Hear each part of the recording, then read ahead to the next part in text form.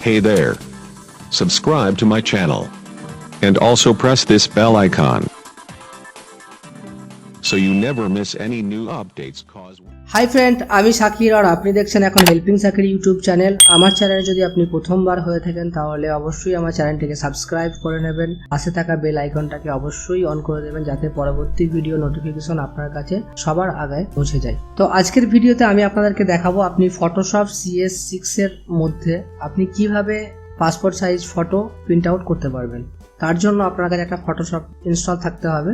যদি থাকে তো কোনো ব্যাপারই নয়, আর যদি না থাকে তাহলে এই ফটোশপ CS6 এর লিঙ্ক ডিসক্রিপশনে আমি দিয়ে দেবো, আপনি ওখান থেকে ডাউনলোড করে নেবেন।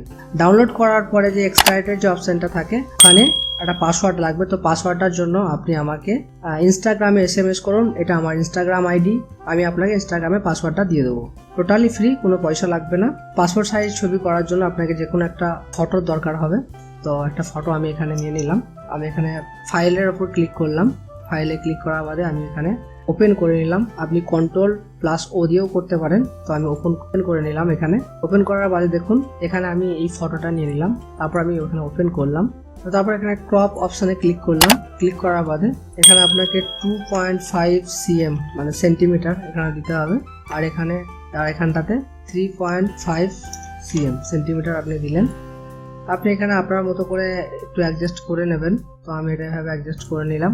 তারপর এখানে কিবোর্ড থেকে এন্টার ক্লিক করলেও এটা সেভ হয়ে যাবে। তো আমার এখন বর্তমানে করা হয়ে গেছে। তো আমি এখন এর ব্যাকগ্রাউন্ডটাকে চেঞ্জ করব। তো ব্যাকগ্রাউন্ডটা চেঞ্জ করার জন্য তো এখানে দেখুন কুইক সিলেকশন টুলটা আপনি সিলেক্ট করে নিলেন। তো তারপরে এখানে দেখুন এটার উপরে ক্লিক করতে হবে। এখানে একটা প্লাস মাইনাস তো তিনটা আছে, ফার্স্ট অপশনটায় ক্লিক করতে হবে। তো ক্লিক করার বাদে আপনি এভাবে সিলেক্ট করে দেবেন। তারপর আপনি আবারও শিফটটা ধরে আপনি এভাবে ক্লিক করে দেবেন। তো এটা মোটামুটিভাবে সিলেক্ট হয়ে গেছে। তো এরপর আপনাকে রাইট ক্লিক করতে হবে, এখানে 0.1 ফেদার দিয়ে দিন। তারপর আপনাকে দেখুন এখানে একটা লকের আইকন রয়েছে, যার উপর ডাবল ক্লিক করতে হবে। ক্লিক করলে দেখুন লেয়ারটা আনলক হয়ে যাবে। আমি আনলক করে দিলাম। এরপর আপনাকে কন্ট্রোল থেকে ডিলিটটা চাপ দিলেই এটা ব্যাকগ্রাউন্ডটা রিমুভ হয়ে যাবে। দেখুন ব্যাকগ্রাউন্ডটা এখন রিমুভ হয়ে গেছে। Ctrl+D দিয়ে এটাকে ডিসিলেক্ট করুন। এরপর এখানে একটা ব্যাকগ্রাউন্ড কালার দিতে হবে আপনাকে। তো এর জন্য আমি একটা নতুন লেয়ার এখানে নিলাম। এই জায়গাটা ক্লিক করলেই একটা নতুন লেয়ার হয়ে যাবে। তো নিউ লেয়ারে ক্লিক করলাম। তারপর আমি এখানে একটা সলিড কালার নিলাম।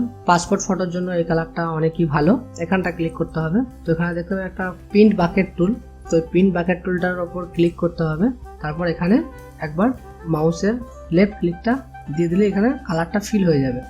তারপর এই লেয়ারটাকে এখানে দিয়ে দিলে তো এটা উপরে চলে আসছে। তো এটা ব্যাকগ্রাউন্ড লেয়ার হয়ে গেল। এরপর ছবিটা দেখুন মনে হচ্ছে কেমন একটা লাগছে, সেই ক্ষেত্রে আপনাকে ব্লুয়ার টুলটা নিতে হবে। তারপর এই সাইডে একটু করে এরকম করে দিয়ে দিন, তাহলে যেন মনে হবে ছবিটা অনেকটা রিয়েল মনে হবে। এরপরে আপনাকে Ctrl আর E একসঙ্গে মেরে দুটো লেয়ারকে এক করে দিতে হবে। তারপর আপনাকে নতুন একটা পেজ নিতে হবে। Ctrl+N দিয়েও নিতে পারেন বা নর্মালভাবে কন্ট্রোল দিয়েও নিতে পারেন। তো এখানে ক্লিক করলাম। তো দেখুন এটা A4 আছে, তো A4ই থাকবে। তো তারপর তো A4 আছে, এটা A4ই থাকবে। এখন বর্তমানে এটাকে ওকে করতে হবে। তারপর এখানে মুভ টুলটা গেলাম। মুভ টুলটা যাওয়ার বাদে এটা নিয়ে এসে নতুন পেজটার উপর ছেড়ে দিলাম। তো বর্ডারের জন্য ব্ল্যাক কালারটাই সব থেকে ভালো, তো ওই জন্য ব্ল্যাক কালারটা দিলাম। আবার ওকে করে দিলাম। তো দেখুন এখানে সাইডে একটা বর্ডার চলে এসেছে। তিনটে কিবোর্ড থেকে Ctrl, Alt আর Shift এই তিনটে বোতামকে প্রেস করতে হবে আর এটা সমানভাবে কপি হতে থাকবে। এবার আপনি Ctrl+P দিয়ে প্রিন্ট করতে পারেন। প্রিন্টারটা আপনার কি প্রিন্টার আছে সেটা তো আপনি ভালো জানবেন। এখন আপনি প্রিন্ট দিলেই এটা প্রিন্ট করে নিতে পারবেন।